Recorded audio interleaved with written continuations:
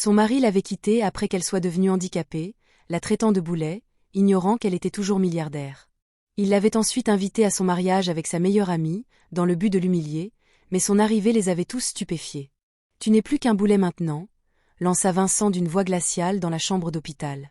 Elena Castellano était allongée sur le lit, les jambes immobiles sous la couverture blanche. Son corps se remettait encore d'un accident survenu une semaine auparavant. Les médecins avaient été formels, elle ne remarcherait plus jamais. Les nouvelles l'avaient été tout autant. La société milliardaire de son père avait fait faillite, tous ses actifs liquidés, son empire réduit à néant. Et maintenant, son mari se tenait à son pied, les papiers du divorce dans une main, celle de sa meilleure amie dans l'autre. « Je ne peux pas faire ça, Elena », poursuivit Vincent, chaque mot prononcé avec soin. « Je ne peux pas passer le reste de ma vie à m'occuper de quelqu'un qui ne peut même plus se tenir debout, quelqu'un qui a tout perdu. » Natacha s'approcha, sa main se posant possessivement sur le bras de Vincent. Ce contact trop familier, trop confortable, témoignait d'une intimité qui s'était installée bien avant cet instant. « C'est mieux ainsi, » dit doucement Natacha, la voix empreinte d'une fausse compassion. « Tu dois te concentrer sur ta guérison, et Vincent doit aller de l'avant. » La façon dont ils se tenaient côte à côte, leur corps parfaitement alignés, en disait long à Elena sur la durée de cette situation. « Signe les papiers, » dit Vincent en les déposant sur ses genoux. « Mettons fin à tout ça proprement. » La main d'Elena tremblait lorsqu'elle prit le stylo, non par faiblesse, mais à cause d'une brûlure indicible qui la consumait. Elle signa, une signature qui mettait fin à tout. Vincent prit les papiers sans un mot de plus, et ils partirent ensemble, son bras autour de la taille de Natacha, leurs corps pressés l'un contre l'autre tandis que la porte se refermait derrière eux. Elena fixa le plafond, silencieuse. 1 an plus tard, une enveloppe arriva, épaisse, luxueuse, couleur crème avec des lettres dorées. À l'intérieur, une invitation de mariage, Vincent Kane et Natasha Williams vous invitent à leur mariage. Et en dessous, de la main de Natacha, Elena, nous serions honorés de votre présence. Nous savons que cette année a été difficile pour vous, mais nous souhaitions vous inclure dans notre bonheur. Le lieu est entièrement accessible aux personnes en fauteuil roulant, nous y avons veillé. Venez, s'il vous plaît. La cruauté était parfaite, savamment orchestrée. Il la voulait là, brisée et vaincue dans son fauteuil roulant, pour que leur bonheur soit justifié par contraste. Elena lut le mot 3 fois, puis prit son téléphone. « Réserve le jet, dit-elle, et assure une sécurité maximale. J'ai un impératif. » Le jour du mariage, la salle était comble, invités, associés de Vincent, investisseurs, partenaires, tous ceux qui comptaient dans sa nouvelle vie. Dans la suite nuptiale, Natacha ajusta son voile une dernière fois. « Tu crois qu'elle viendra vraiment ?» murmura-t-elle, dubitative. Vincent répondit en vérifiant son reflet, « Mais si elle vient, tout le monde verra exactement ce à quoi j'ai échappé. » La cérémonie allait commencer dans quelques minutes. Les invités prirent place. Le quatuor à cordes commença à jouer, puis quelqu'un près de l'entrée émit un son, entre un halètement et un étouffement. Un autre invité se retourna, puis un autre. Les murmures commencèrent, une onde qui se propagea comme une traînée de poudre dans la foule. La musique vacilla, une violoniste manqua une note, puis s'arrêta net, son archet figé en l'air. Vincent regarda vers la source du tumulte. L'irritation traversa son visage, jusqu'à ce qu'il voie les portes ouvertes. Elena Castellano les franchit, non pas en fauteuil roulant, non pas blessée, mais perchée sur des talons qui claquaient sur le marbre à chaque pas assuré. Sa robe scintillait comme la puissance incarnée. Entourée d'un service de sécurité au mouvement d'une précision militaire, elle traversa la salle. La foule s'écarta devant elle comme l'eau, tous les regards la suivant, non pas avec pitié, mais avec choc, reconnaissance, mais avec une sorte d'admiration. Les murmures s'intensifièrent. « Elle marche ? Comment va-t-elle ? Je croyais qu'elle... » Le visage de Vincent se décomposa. Natacha chancela, son bouquet tremblant entre ses mains. Le maître de cérémonie s'approcha d'Elena, les mains tremblantes, en lui tendant le micro. « Madame Castellano, balbutia-t-il, voudriez-vous prendre la parole ?» Les doigts d'Elena se refermèrent sur le micro. Elle regarda Vincent, puis Natacha, puis la salle remplie d'investisseurs et de partenaires, qui commençaient à chuchoter entre eux, leur téléphone déjà sorti des poches, elle sourit, et ce qui allait suivre allait tout changer. Dans cette histoire, vous découvrirez le prix dévastateur des jugements hâtifs, fondés sur des circonstances passagères, les conséquences de la trahison en période de vulnérabilité, et comment la dignité et la patience triomphent de la cruauté et de la cupidité. Avant de poursuivre, abonnez-vous et dites-nous d'où vous nous regardez. 7 ans plus tôt, Elena Castellano était la fille que tous les regards se tournaient vers elle lorsqu'elle traversait le campus, non seulement parce que son père possédait la moitié des entreprises technologiques de la Silicon Valley, même si cela ne gâchait rien, mais surtout parce qu'elle évoluait dans le monde avec cette assurance qui découlait d'une connaissance précise d'elle-même et de ses aspirations. Elle aurait pu choisir n'importe qui. L'école de commerce regorgeait d'hommes ambitieux issus de familles fortunées, de jeunes gens dont l'avenir était déjà tout tracé dans les conseils d'administration et les clubs privés, des hommes qui maîtrisaient le langage du pouvoir et des privilèges. Au lieu de cela, elle a choisi Vincent Kane. Il était issu d'un milieu modeste, étudiant boursier, il cumulait 2 emplois pour se payer ses manuels scolaires, vivait dans l'appartement le moins cher qu'il ait pu trouver et mangeait des nouilles instantanées la plupart du temps. Mais il était intelligent, ambitieux, et lorsqu'il la regardait, il ne voyait ni la fille d'un milliardaire, ni une héritière, ni un tremplin vers la réussite. Du moins, c'est ce qu'Elena croyait à l'époque. Il l'a vue. Du moins, c'est ce qu'elle croyait. Leur mariage était petit, intime, exactement comme Elena le souhaitait malgré les suggestions de son père, qui rêvait d'une cérémonie plus fastueuse et digne du nom de Castellano. « Tu en es sûr ?» lui avait demandé son père la veille de la cérémonie, la main sur son épaule, les yeux scrutant les siens avec cette inquiétude propre à ceux qui aiment trop pour voir leurs proches faire des erreurs. « Je n'ai jamais été aussi sûre de rien, » avait répondu Elena, et elle le pensait du plus profond de son être. 1 an après leur mariage, son père mourut. La crise cardiaque est survenue soudainement, violemment, l'emportant en pleine réunion du conseil d'administration, où il défendait avec passion l'avenir de l'entreprise qu'il avait bâtie à partir de rien. L'empire est revenu à Elena, dans son intégralité. Des milliards d'actifs, des milliers d'employés, des décennies d'héritage, condensés en documents portant sa signature et sa responsabilité. Les funérailles furent grandioses. Des magnats de la tech, des politiciens et des philanthropes remplissaient la cathédrale à ras-bord, mais Elena, plongée dans le brouillard du chagrin, n'en gardait que de vagues souvenirs. Vincent resta à ses côtés tout du long, la main posée sur le bas de son dos. Sa présence rassurante et réconfortante la rendait reconnaissante de l'avoir choisi. 1 mois après l'enterrement de son père, Vincent l'aborda dans son bureau où elle examinait des rapports financiers. « Il faut qu'on parle », dit-il d'un ton tranchant qu'elle ne lui connaissait pas. Elena leva les yeux des papiers étalés sur le bureau en acajou que son père avait fait venir d'Italie. « À propos de quoi ?»« De l'entreprise. » Vincent s'assit en face d'elle, le dos raide et formel. « Tu es dépassée, Elena. Ça se voit comme le nez au milieu du visage. Tu essaies de gérer un empire d'1 milliard de dollars tout en faisant le deuil de ton père, et c'est trop lourd à porter pour une seule personne. »« Je me débrouille, » répondit Elena avec précaution, sentant quelque chose dans ses paroles qui la mettait mal à l'aise. « De justesse. » Vincent se pencha en avant, le regard intense. « J'y ai réfléchi, et la solution est évidente. Transférez-moi le contrôle. Laissez-moi vous aider à gérer cela. Je peux m'occuper des tâches quotidiennes pendant que vous vous concentrez sur votre guérison. » La demande est tombée entre eux comme une pierre jetée dans l'eau calme. « Vincent, c'est l'héritage de mon père. C'est précisément pour cela que tu as besoin d'aide pour le protéger, » l'interrompit-il, la voix légèrement plus forte. « Je suis ton mari, Elena. Je devrais être le chef de famille. C'est le rôle d'un homme. Il prend soin de sa femme, gère le foyer, prend les décisions difficiles. » Elena sentit un froid l'envahir. Cette entreprise n'est pas une famille, Vincent. C'est un empire technologique qui emploie des milliers de personnes et a un impact sur des millions d'autres. Mon père a passé 30 ans à bâtir tout ça, et il me l'a légué parce qu'il avait confiance en moi pour le protéger. Il te l'a légué parce que tu es son seul enfant, dit Vincent d'un ton tranchant et cinglant. Mais cela ne signifie pas que tu es qualifié pour le gérer. Tu as quel âge, 26 ans? Tu n'as jamais géré un projet de cette envergure. Moi si. Un MBA, de l'expérience en affaires. Après avoir occupé des postes de débutant pendant 2 ans, dit Elena d'une voix calme malgré la colère qui montait en elle, mon père m'a préparé à ça depuis toujours, Vincent. J'assiste à des réunions de conseil d'administration depuis l'âge de 16 ans. Je comprends cette entreprise d'une manière qu'on n'apprend pas en école de commerce. Vincent se leva brusquement, sa chaise raclant le parquet. C'est tout? Vous ne me faites pas assez confiance pour me laisser vous aider? Votre propre mari?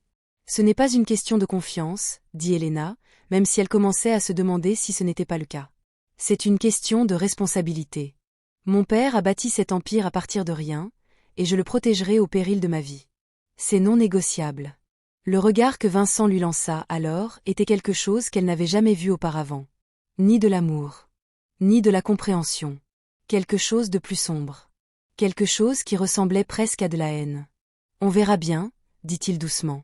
Puis il quitta le bureau, laissant Elena seule avec des documents qui lui parurent soudain plus lourds qu'auparavant. Elle ne le savait pas encore, mais avec le recul, elle reconnaîtrait que c'était l'instant où tout commença à se défaire, le premier fil tiré d'une tapisserie qui finirait par se défaire complètement.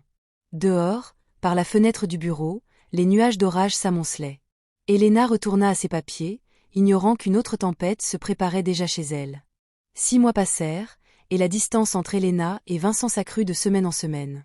Il cessa de s'enquérir de l'entreprise, bien que son ressentiment planât comme une fumée épaisse et suffocante, impossible à ignorer. Natacha avait commencé à venir plus souvent. C'était la meilleure amie d'Helena depuis leur première année d'université, celle qui avait été sa demoiselle d'honneur, celle à qui elle confiait des secrets qu'elle n'avait jamais révélés à personne. Il a l'air malheureux, dit Natacha un après-midi, tandis qu'Helena préparait ses affaires pour un voyage d'affaires à Tokyo. Assise dans la chambre d'Helena, baignée de soleil, elle semblait vivre une situation normale en apparence, mais une tension palpable couvait sous leurs yeux. On traverse une période difficile, admit Helena en rangeant un blazer dans sa valise. Il veut prendre le contrôle de l'entreprise et je ne peux pas lui céder. Ça a créé des tensions. L'expression de Natacha se transforma, laissant entrevoir une forme de sympathie, même si Helena se demanderait plus tard si elle ne s'était pas complètement trompée. Ça doit être si dur pour lui, murmura Natacha, se sentant inutile.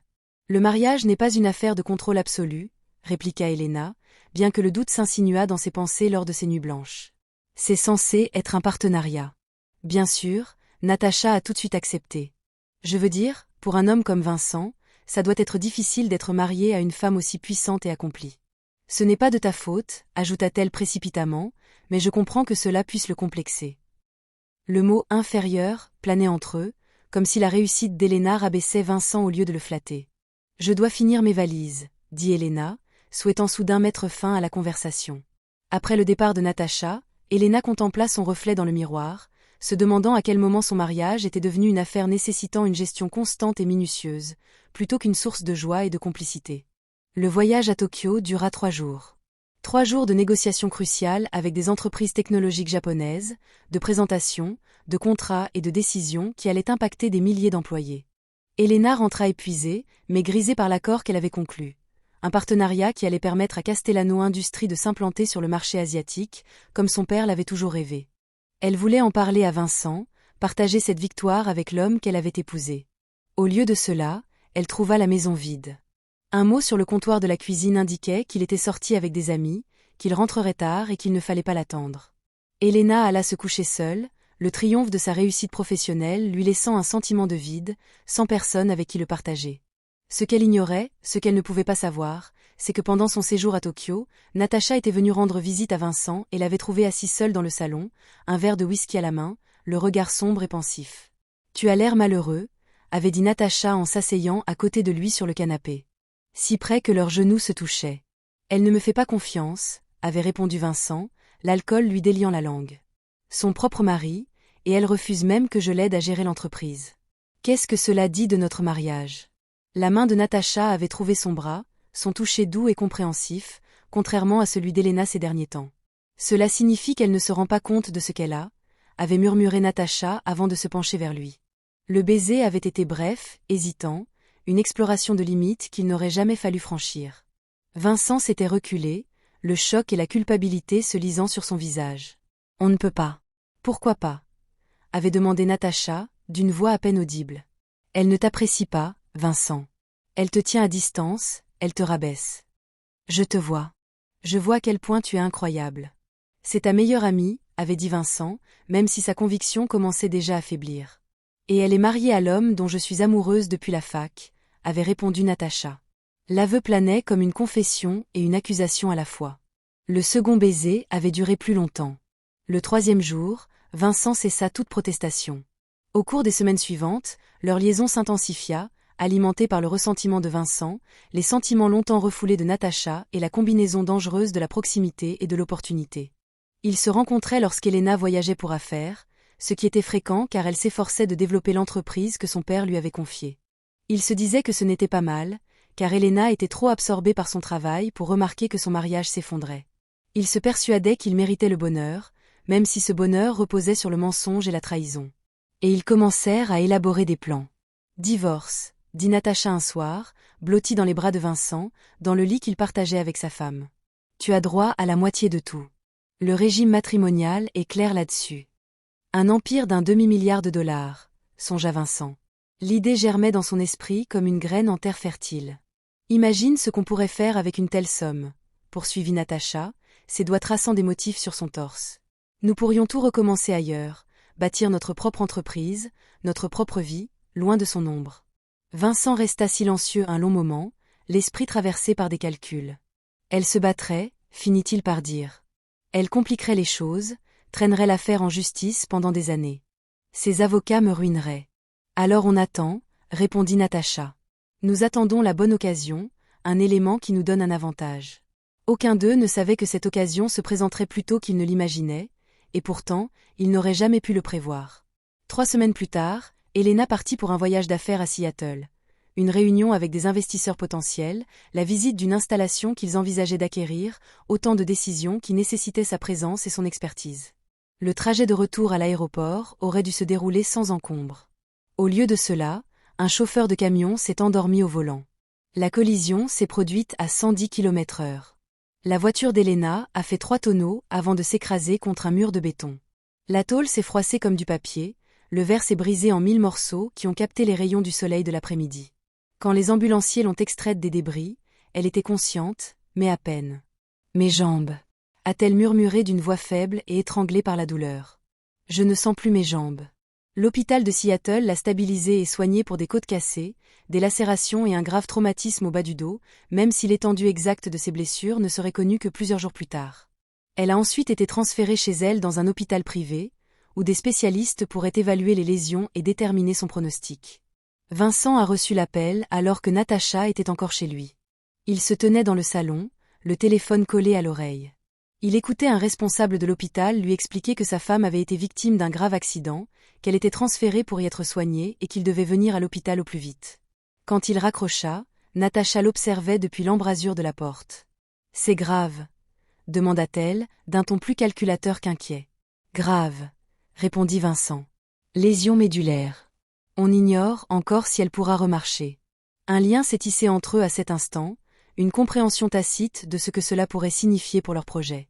« Tu devrais aller à l'hôpital », dit Natacha avec précaution. « Ce serait bizarre si tu n'y allais pas. » Vincent acquiesça, réfléchissant déjà à la manière de gérer la situation, comment feindre l'inquiétude tout en se préparant à toute opportunité qui pourrait naître de la tragédie de sa femme. La chambre d'hôpital privé était silencieuse à son arrivée, seulement troublée par le bip régulier des moniteurs et le léger sifflement des appareils médicaux. Helena était allongée dans le lit, les yeux clos, sa respiration lente et régulière, comme plongée dans le sommeil, bien que les médicaments contre la douleur et l'épuisement l'aient assommée. Vincent resta un long moment au pied de son lit, observant son visage pâle, son corps immobile sous les couvertures blanches de l'hôpital. Il ne ressentait rien. Ni peur pour sa guérison, ni culpabilité concernant sa liaison avec sa meilleure amie, ni amour pour la femme qu'il avait promis de chérir dans la maladie comme dans la santé, seulement un froid calcul quant aux conséquences pour son avenir. Il sortit dans le couloir, prit son téléphone, ayant besoin de parler à Natacha, ayant besoin de comprendre ce qui se passait. Le couloir était désert, les visites presque terminées, seul le bruit lointain des infirmières à leur poste rompait le silence. L'effet des médicaments s'était dissipé plus vite que prévu, la ramenant à la conscience tandis qu'une douleur lancinante lui parcourait la colonne vertébrale et que ses jambes lui semblaient étrangères. Elle s'apprêtait à appeler une infirmière lorsqu'elle entendit la voix de Vincent dans le couloir. Au début, elle crut qu'il parlait à un médecin, évoquant son état avec une inquiétude justifiée. Vincent colla le téléphone à son oreille, la voix basse, tandis que Natacha répondait. « Je suis à l'hôpital, dit-il. »« Elle dort. »« À quoi ressemble-t-elle » demanda Natacha. « Brisée, » répondit Vincent en jetant un coup d'œil par la fenêtre à Helena, immobile. « Les médecins ne m'ont pas encore donné de rapport complet, mais d'après ce que m'ont dit les ambulanciers, les lésions à la colonne vertébrale sont graves. » Natacha marqua un silence. « À quoi penses-tu » demanda-t-elle prudemment. La mâchoire de Vincent se crispa, et lorsqu'il parla, sa voix était teintée d'une noirceur et d'un calcul inquiétant. « Honnêtement ?» Il baissa encore la voix, se détournant de la fenêtre. « J'aurais préféré qu'elle meure dans l'accident. » Les mots planaient entre eux, cruels et glacials. « Vincent, non, je suis sérieux, » poursuivit-il d'un ton détaché, comme s'il s'agissait d'une transaction commerciale plutôt que de la vie de sa femme. « Si elle était morte, tout l'empire m'appartiendrait. Pas de divorce, pas de dispute pour les biens, pas de partage en deux, rien qu'à moi, net et simple. » « Mais elle n'est pas morte, » dit Natacha d'une voix douce. « Non, Acquiesça Vincent, la frustration perçant dans sa voix, ce qui signifie que je suis coincé dans un divorce, à me battre contre ces avocats pendant des mois, voire des années, juste pour obtenir ce qui devrait légitimement m'appartenir. Le stress, l'attention du public, la couverture médiatique, ça va être un cauchemar. Peut-être. Natacha hésita. Peut-être que ça va changer la donne. Si elle est gravement blessée, si elle ne peut plus diriger l'entreprise. Alors quoi? L'interrompit Vincent. Je dois quand même divorcer pour obtenir quelque chose. Je dois encore suivre la procédure légale. La seule différence, c'est que maintenant, je passe pour le salaud qui a abandonné sa femme handicapée au lieu d'un simple homme qui quitte un mariage malheureux. Dans la chambre d'hôpital, Elena ouvrit les yeux. Chaque mot qu'elle avait entendu repassait en boucle dans sa tête. J'aurais souhaité qu'elle meure dans l'accident. Elena sentit sa respiration se bloquer dans sa gorge, son corps se raidissant malgré la douleur. L'empire tout entier serait à moi, sans divorce, sans dispute pour les biens. Chaque mot était un coup de poignard, précis et délibéré, tranchant net tout ce qu'elle croyait savoir de son mariage, de son mari, de la vie qu'ils avaient construite ensemble. Je suis coincée dans une procédure de divorce, à me battre contre ces avocats pendant des mois, voire des années, juste pour obtenir ce qui devrait légitimement m'appartenir, la moitié. Vincent continuait de parler, sa voix portant distinctement à travers la porte entr'ouverte, évoquant sa mort potentielle avec la déception désinvolte de quelqu'un qui vient de rater une occasion d'affaires. Elena restait immobile, les yeux ouverts mais le regard vide, l'esprit tourmenté malgré les effets des médicaments qui brouillaient sa pensée. Il avait prévu de divorcer. La trahison était si totale, si profonde, qu'un instant elle ne put y croire. Puis, lentement, sous le choc et la douleur, quelque chose d'autre commença à se former, quelque chose de froid, de calculateur, quelque chose qui exigerait patience, planification et une précision absolue. Vincent raccrocha et retourna dans la chambre, son expression se teintant d'inquiétude à mesure qu'il s'approchait du lit. Elena garda les yeux fermés, sa respiration régulière, ne laissant rien paraître de ce qu'elle avait entendu. « Elena » dit doucement Vincent en posant la main sur son bras avec une fausse tendresse. « Je suis là maintenant, tout va bien se passer. » Ce contact lui donna la chair de poule, mais elle ne bougea pas, ne réagit pas, ne lui laissa aucun signe d'être éveillée, consciente et déjà en train de préparer son prochain coup. Quelques minutes plus tard, le téléphone de Vincent vibra et il retourna dans le couloir pour répondre à un autre appel. Elena ouvrit les yeux et fixa le plafond, l'esprit déjà en ébullition. Lorsque le médecin vint enfin la voir 1 heure plus tard, Elena était prête. « Docteur » dit-elle d'une voix faible, bien que ses pensées fussent claires et précises. « Je dois savoir la vérité sur mes jambes. Pourrais-je remarcher un jour ?» La doctoresse, une femme d'âge mûr au regard doux et aux mains délicates, s'assit près du lit. « Il est trop tôt pour l'affirmer avec certitude » a-t-elle répondu. « L'édème autour de votre colonne vertébrale doit diminuer avant que nous puissions évaluer l'étendue des dégâts. Mais je suis prudemment optimiste. Avec de la kinésithérapie et du temps, vous avez de fortes chances de retrouver la majeure partie de votre mobilité. » Elena assimila cette information, partagée entre soulagement et stratégie. « Quand mon mari reviendra, dit-elle prudemment, il faudra que vous lui disiez autre chose. » L'expression du médecin se transforma en confusion. « Je ne comprends pas, dites-lui que je serai confinée à un fauteuil roulant pour le restant de mes jours, » interrompit Elena, sa voix restant calme malgré tout. « Dites-lui que les dégâts sont permanents et irréversibles. Madame Kane, je ne peux pas mentir à votre mari au sujet de votre état de santé. » « Je ne vous demande pas de mentir, » dit Elena, bien qu'elles sachent toutes les deux que c'était exactement ce qu'elle sous-entendait. « Je vous demande de lui présenter le pire scénario possible en attendant que la situation se calme et que nous ayons une vision plus claire. J'ai besoin de savoir quelque chose sur lui, sur sa réaction, je vous en prie. » Le médecin l'observa longuement, et quelque chose dans l'expression d'Elena devait trahir le désespoir et la détermination qui animaient sa requête. « C'est très anormal, » finit par dire le médecin. « Je sais, » répondit Elena, « mais je vous en prie, je vous en supplie. » Après un long silence, le médecin hocha lentement la tête. « Je vous le présenterai comme l'issue la plus probable d'après les premiers examens, » dit-elle, « mais Madame Kane, quoi que vous ayez prévu. » « Merci, » l'interrompit Elena, refusant d'évoquer ses motivations ou son plan. Lorsque Vincent revint dans la pièce, le médecin annonça la nouvelle avec le sérieux de son professionnel. « Monsieur Kane, je dois vous parler du pronostic de votre femme. » Ils sortirent et Elena écouta à travers la porte entr'ouverte. Le médecin expliqua, avec des mots choisis avec soin, que les lésions médulaires semblaient graves, qu'Elena ne remarcherait probablement jamais et qu'elle devait se préparer à vivre en fauteuil roulant. La réponse de Vincent, par sa brièveté, était révélatrice. « Je vois, dit-il d'une voix neutre. Merci, docteur.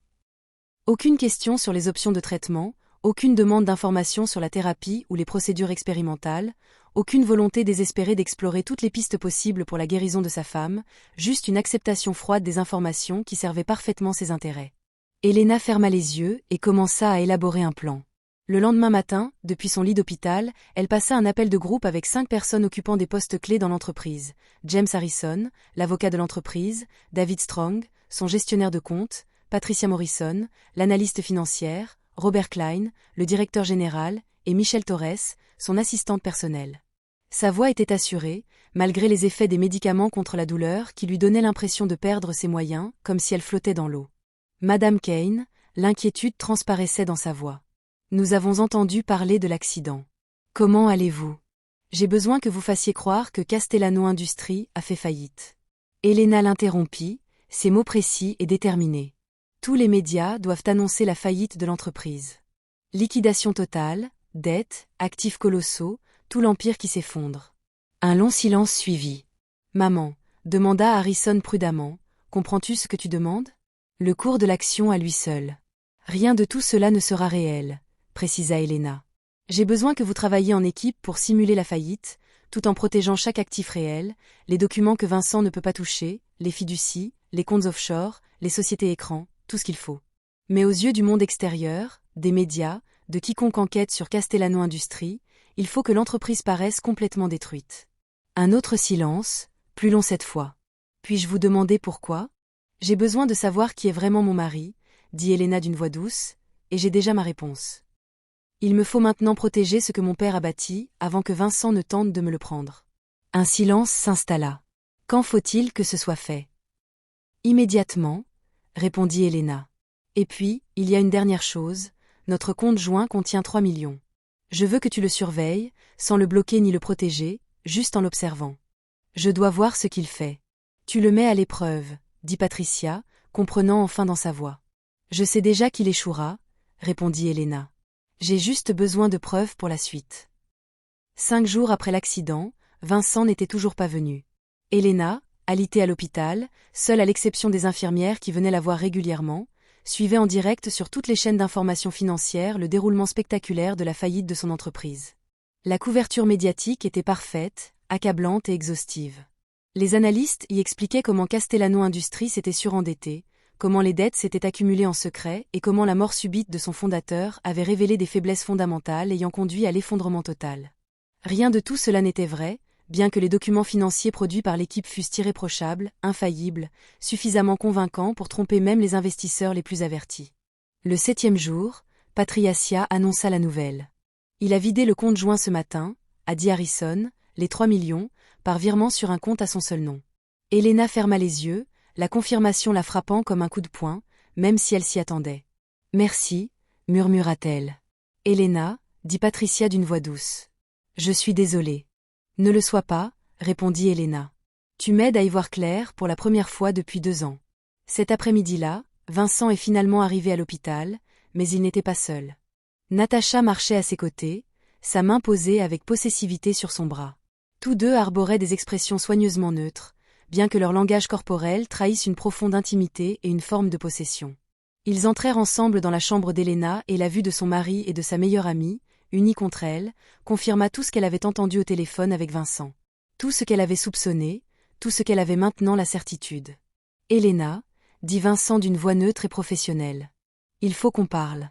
Il sortit les papiers du divorce de sa veste et les laissa tomber sur ses genoux avec une cruauté désinvolte. Tu ne peux plus marcher, poursuivit-il, chaque mot choisi pour blesser. Les médecins étaient formels. D'après toutes les chaînes d'information du pays, l'entreprise de votre père vient de faire faillite. Liquidation totale. Tout a été liquidé. Il se pencha légèrement en avant et ses mots suivants fusèrent avec une précision brutale. Je ne peux pas passer le reste de ma vie à être lié à une paria qui n'apporte rien à ce mariage. Tu es brisée, Elena, physiquement, financièrement, complètement brisée. La main de Natacha se crispa sur le bras de Vincent, son expression dissimulant une compassion sincère qui laissait transparaître une certaine satisfaction dans ses yeux. C'est vraiment mieux ainsi, ajouta-t-elle doucement. Tu dois te concentrer sur ta guérison, et Vincent a besoin de refaire sa vie avec quelqu'un qui puisse être une véritable partenaire. Elena n'ignorait pas l'ironie de la situation. sa meilleure amie se prétendait son associée tout en lui volant son mari. Pourtant, elle gardait un visage impassible, ne laissant rien transparaître de la fureur froide qui montait en elle. « Signe les papiers, dit Vincent. Mettons fin à tout ça proprement pour que nous puissions tous tourner la page. » La main d'Helena tremblait, non par faiblesse, même si on l'interpréterait ainsi, mais plutôt sous l'effort de contenir tout ce qu'elle voulait dire, tout ce qu'elle voulait crier, chaque accusation et chaque révélation qu'elle gardait pour le moment opportun. Elle signa sans un mot, son nom inscrit au bas de la page, mettant fin à un mariage qui s'était éteint au moment où Vincent avait souhaité sa mort dans un couloir d'hôpital. Vincent prit les papiers sans la regarder, vérifia la signature avec l'efficacité désinvolte de quelqu'un qui conclut une transaction commerciale, puis se tourna pour partir. Natacha s'arrêta à la porte, jetant un regard en arrière avec une expression qui aurait pu être de la pitié si elle n'était pas si clairement du triomphe. « J'espère que tu trouveras un peu de paix, Helena, » dit-elle doucement. Puis ils partirent ensemble, le bras de Vincent autour de la taille de Natacha, leur corps étroitement enlacés, tandis que la porte se refermait derrière eux. Helena fixa le plafond et entama sa convalescence avec une concentration et une détermination qui surprirent même ses kinésithérapeutes. Un mois plus tard, le divorce était prononcé. La procédure fut rapide car Helena ne contesta rien, ne se battit pas pour les biens ni ne formula de demande. Elle laissa simplement Vincent partir, profitant de sa rupture nette, de ses 3 millions de dollars et de sa nouvelle relation fondée sur la trahison. Vincent utilisa l'argent pour créer une agence immobilière dans une petite ville à 2 heures de là, un endroit où lui et Natacha pourraient reconstruire leur vie, loin des décombres de la prétendue destruction causée par Helena. L'entreprise connut une croissance modeste l'année suivante, Vincent se présentant comme un entrepreneur à succès ayant échappé à un mariage raté et bâti quelque chose à partir de rien, omettant opportunément de mentionner les 3 millions de dollars volés qui avaient financé son nouveau départ. 12 mois après le divorce, tandis que Vincent préparait son mariage et qu'Helena travaillait discrètement à recouvrer l'usage de ses jambes grâce à une rééducation intensive dont peu de gens avaient connaissance, une invitation arriva. Papier crème à dorure à chaud, Vincent Quint et Natacha. William a l'honneur de vous inviter à leur mariage. Et à l'intérieur, glissé de la main de Natacha, le vrai message, Helena, nous serions honorés de ta présence. Nous savons que cette année a été difficile pour toi, mais nous tenions à partager notre bonheur avec toi. Le lieu est entièrement accessible aux personnes en fauteuil roulant. Nous y avons veillé. Venez découvrir ce qu'est le véritable amour. Helena lut le mot 3 fois, chaque mot étant une tentative d'humiliation transparente déguisée en gentillesse, une insulte finale destinée à souligner leur triomphe sur sa destruction. Elle prit son téléphone et appela son assistante personnelle. Réservez le jet, organisez une sécurité renforcée et préparez ma voiture. J'ai un mariage. Le jour J, le jet privé d'Helena atterrit au petit aéroport municipal. Son arrivée fut remarquée par le personnel au sol qui reconnut l'immatriculation de Castellano Industries et murmura entre eux que cette entreprise aurait fait faillite 1 an auparavant. À l'intérieur, 300 invités, associés, investisseurs et partenaires ayant aidé Vincent à bâtir son modeste empire au cours des 12 derniers mois, prirent place sur les chaises blanches. Natacha se tenait dans la suite nuptiale, vêtue d'une robe qui coûtait plus cher que le loyer mensuel de la plupart des gens. Ses mains tremblaient légèrement d'excitation, ajustaient son voile. « Tu crois qu'elle viendra vraiment ?» demanda-t-elle à Vincent, qui s'examinait dans un miroir en pied. « Probablement pas, » répondit Vincent en redressant sa cravate. « Elle est trop fière pour se montrer ainsi, brisée, ruinée, clouée dans un fauteuil roulant. Mais si elle se présente, tout le monde ici verra exactement ce dont j'ai échappé. » Il se tourna vers Natacha, l'air satisfait. « Ils verront la différence entre un boulet et un véritable partenaire, » poursuivit-il. « Entre quelqu'un qui vous freine et quelqu'un qui vous soutient. » Natacha sourit, même si quelque chose dans son expression laissait deviner qu'elle n'était pas tout à fait convaincue qu'Helena ne trouverait pas le moyen de gâcher leur journée parfaite. « Et si elle fait un scandale ?» demanda Natacha à voix basse. Vincent rit d'un rire froid et méprisant. « Qu'est-ce qu'elle va faire ? Elle est handicapée et sans le sou. On a tous les atouts en main maintenant. » La cérémonie allait commencer dans quelques minutes lorsque le tumulte s'est fait entendre. Quelqu'un près de l'entrée a émis un son, entre un halètement et un étouffement. Puis un autre invité s'est retourné, les yeux écarquillés. Les murmures commencèrent à se répandre dans la foule comme une pierre jetée dans l'eau calme. Le quatuor à cordes s'interrompit en plein morceau, un violoniste manquant une note, puis un autre, jusqu'à ce que la musique s'éteigne complètement tandis que les 4 musiciens se tournaient pour fixer l'entrée. Vincent le sentit avant même de le voir. Le changement d'atmosphère, tous les regards se tournant vers les portes, le silence soudain qui s'abattit sur les 300 personnes comme un voile épais. Il se retourna, l'irritation traversant son visage, et se figea. Les portes étaient ouvertes. Helena Castellano les franchit. Elle marchait. Ni en fauteuil roulant, ni avec une canne, sans peiner, sans boiter, sans montrer le moindre signe du handicap permanent diagnostiqué par les médecins. Ses jambes se mouvaient avec une grâce et une assurance parfaite, vêtue d'une robe scintillante comme de l'argent liquide, dont le prix dépassait sans doute le budget total du mariage, ses cheveux coiffés en élégantes ondulations qui captaient la lumière, entourée de 6 hommes en costume sombre qui se déplaçaient avec la précision d'un service de sécurité professionnel. Elle descendit l'allée, la même allée que Natacha devait emprunter 10 minutes plus tard, et tous les regards de l'assemblée la suivirent. Les murmures s'intensifièrent. C'est Elena Castellano? Elle entre. Comment fait-elle pour marcher? Je la croyais paralysée. Son entreprise n'a-t-elle pas fait faillite? Pourquoi a-t-elle des gardes du corps? Cette robe est signée Valentino. Comment peut-elle se la payer? Le visage de Vincent se décomposa, sa bouche s'ouvrant et se fermant en silence, tandis que son esprit peinait à comprendre ce qu'il voyait. À côté de lui, Natacha vacillait légèrement, son bouquet tremblant dans ses mains soudainement engourdies. Elena atteignit l'avant de la salle et s'arrêta, son regard croisant celui de Vincent à travers la foule. Son expression sereine et impassible était pourtant absolument terrifiante de calme. Le maître de cérémonie, un jeune homme nerveux engagé pour assurer le bon déroulement de la cérémonie, s'approcha d'Elena, micro en main. « Madame Castellano, balbutia-t-il, nous ne nous y attendions pas, aimeriez-vous dire quelques mots ?» Les doigts d'Elena se refermèrent sur le microphone avec une aisance naturelle, un geste à la fois assuré et familier, comme si elle avait l'habitude de s'adresser à des foules bien plus importantes. Elle se tourna vers les invités, ses gardes du corps discrètement postés derrière elle, et sourit. « Merci, dit-elle d'une voix claire et forte qui résonna dans toute la salle. Je m'excuse de vous interrompre, mais lorsque j'ai reçu l'invitation à ce mariage, je me suis sentie obligée d'y assister. » Vincent tenta de parler, de protester, de reprendre le contrôle de la situation, mais sa voix n'était qu'un murmure. « Elena, voyez-vous, continua-t-elle en l'ignorant complètement. Je crois qu'il est important d'être témoin de moments de vérité et aujourd'hui, nous allons tous être témoins de plusieurs vérités importantes. » Elle marqua une pause, laissant le silence s'installer, observant les téléphones sortir des poches et des sacs à main, tandis que les invités se penchaient en avant sur leur siège. « Il y a 13 mois, j'ai eu un accident de voiture, dit Elena. Un grave traumatisme médulaire. Les médecins pensaient au départ que je ne remarcherais jamais. » Son regard croisa celui de Vincent. « Mon mari de l'époque, le marié qui se tient devant vous, ne m'a rendu visite à l'hôpital qu'une seule fois. Lors de cette visite, je l'ai entendu au téléphone, devant ma chambre, dire à sa maîtresse qu'il aurait préféré que je meure dans l'accident, car alors, voyez-vous, il aurait pu hériter de l'empire de mon père sans le stress d'une procédure de divorce. » Un murmure d'indignation parcourut l'assistance.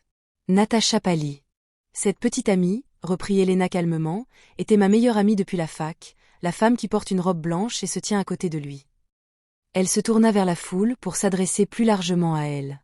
Ce que mon mari ignorait, ce qu'aucun d'eux ne savait, c'est que j'avais tout entendu et qu'à cet instant précis, j'avais pris plusieurs décisions. Le sourire d'Elena ne s'est jamais estompé.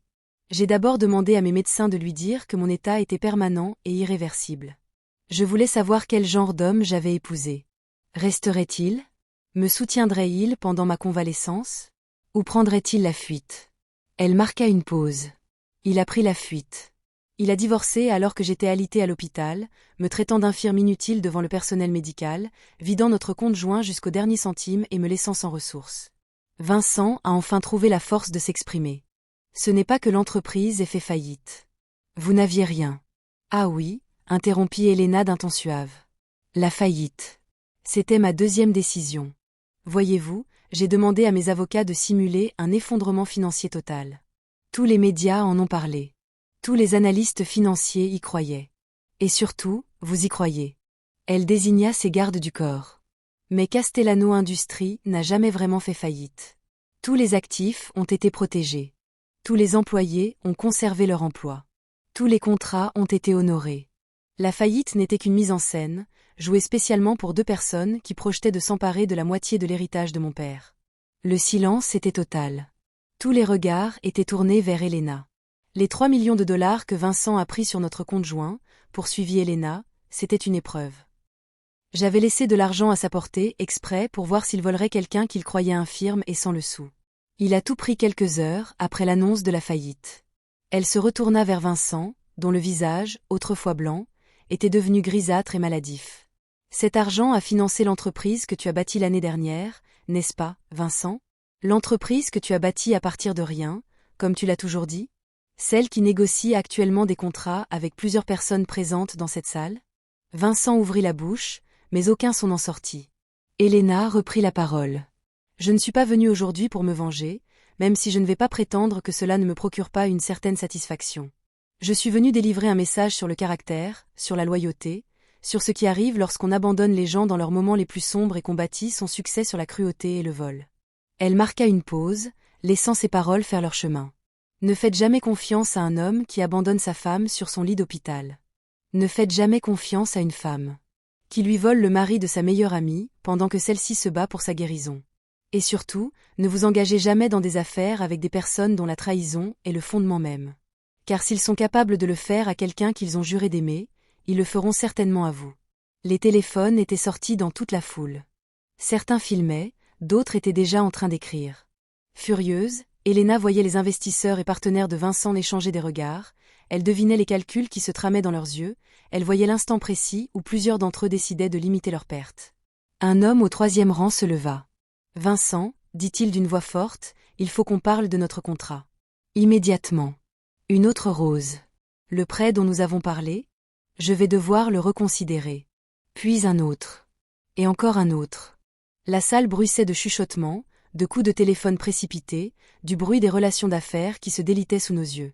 Natacha chercha le bras de Vincent, le visage strié de larmes qui avait ruiné son maquillage soigneusement appliqué. Vincent, fais quelque chose. Mais il n'y avait rien à faire. Elena rendit le micro au présentateur, qui le prit d'une main tremblante et se retourna pour partir. Son service de sécurité se forma autour d'elle, et elle redescendit l'allée par laquelle elle était entrée, la tête haute, le pas assuré, laissant derrière elle chaos et destruction. Derrière elle, elle entendit la voix de Natacha monter en panique, Vincent tentait désespérément de s'expliquer, de sauver ce qui pouvait l'être des décombres, de convaincre les gens qu'Elena mentait, exagérait ou manipulait la vérité. Mais le mal était fait. Quand Elena atteignit sa voiture, les téléphones diffusaient en direct ce qui s'était passé, les réseaux sociaux s'enflammaient et l'empire que Vincent avait bâti sur l'argent volé et la trahison s'effondrait plus vite qu'il ne pouvait le contenir. Elena s'installa à l'arrière de sa voiture, son chauffeur s'éloignant des lieux tandis que les voitures de police approchaient. Apparemment, quelqu'un avait signalé l'utilisation de fonds volés, probablement un ancien investisseur de Vincent cherchant à se disculper de toute association avec la fraude. Elle sortit son téléphone et appela Harrison. « C'est fait, » dit-elle simplement. « Je vois tout se dérouler sur les réseaux sociaux, » répondit Harrison, avec une pointe d'admiration dans la voix. « Tous les médias économiques en parlent. La société de Vincent Kane est ruinée. Plusieurs partenaires ont déjà annoncé leur retrait, et des voix s'élèvent pour réclamer une enquête sur la provenance des fonds de sa start-up. « Bien, » dit Elena d'une voix douce. « Et toi, comment te sens-tu » demanda Harrison. Elena réfléchit à la question tandis que sa voiture s'engageait sur l'autoroute, l'éloignant du mariage qui avait viré au règlement de compte, des personnes qui l'avaient trahi, vers un avenir qui lui appartenait pleinement. « Libre, » dit-elle enfin. « Je me sens libre. » Derrière elle, le lieu de réception sombra dans le chaos.